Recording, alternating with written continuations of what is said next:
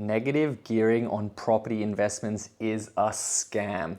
My name is Thomas O'Regan. I have a 9 property portfolio and I make these videos to help people invest in property here in Australia. Now, I say negative gearing property is a scam, but I mean, it's not really. But I just watched a video recently from Will Tong. He's a commercial property investor here in Australia. His company is called Property Lions.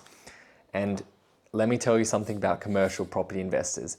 You don't get to become a commercial property investor if you don't know what you're doing, if you don't understand the game of property investing.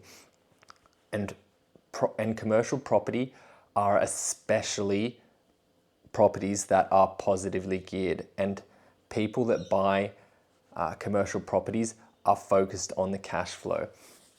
In the commercial property space, it's not like the residential real estate space here in Australia at all.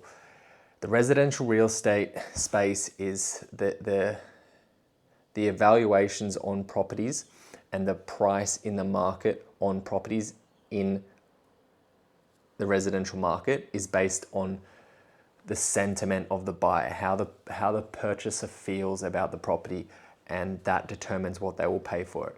The price in commercial property is 100% determined by the money that it generates. Everything to do with commercial real estate investing is to do with the tenant and how much money that property generates as income. And if you want to get to the point where you're a high-level investor, you need to understand that cash flow is the most important thing to grow a large property portfolio. When I talk about successful property investors like Ken McElroy, American investor, Robert Kiyosaki, Grant Cardone, or ones here in Australia like the guy from Rethink Investing, Scott O'Neill, or Nathan Birch, the thing about all these investors is they all have net worths in excess of $100 million. And the 2 guys in Australia that I just said that have net worths over $100 million, they've grown that position from nothing to $100 million in a space of 10 years.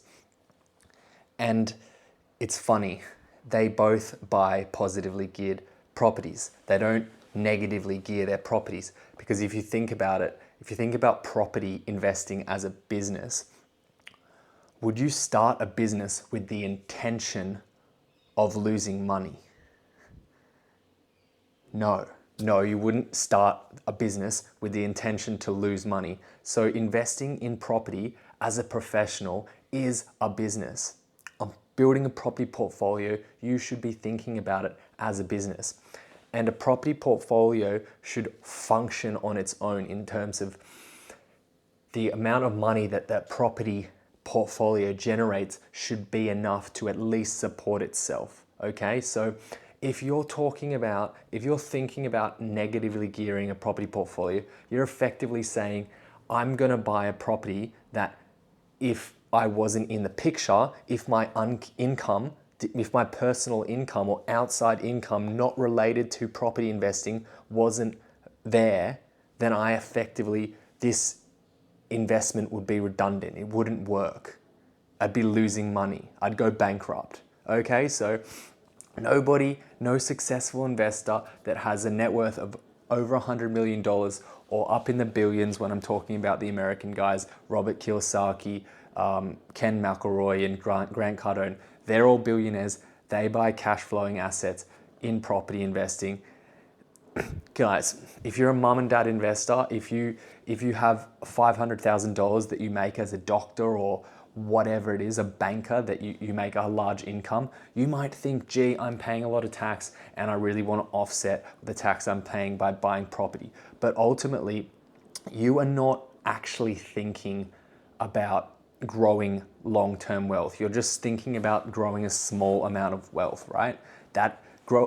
Building a negatively cash flowing property portfolio, negative gearing is not a way to build extreme wealth, okay?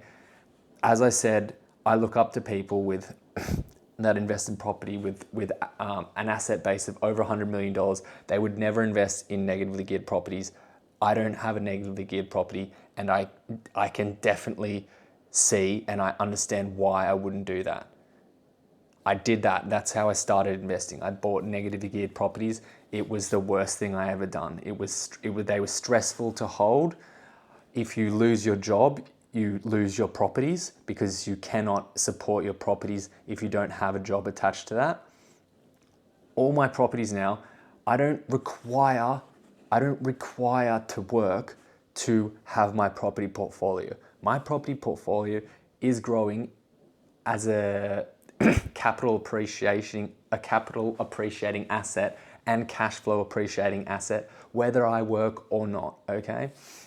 It is stressful to think if I don't go to work, then I am going to have to sell this property, or I am not going to be able to support this property. The reason you buy property is to become financially free. And if you buying property is costing you more money, then what are you doing? All right, guys, cheers. Bye.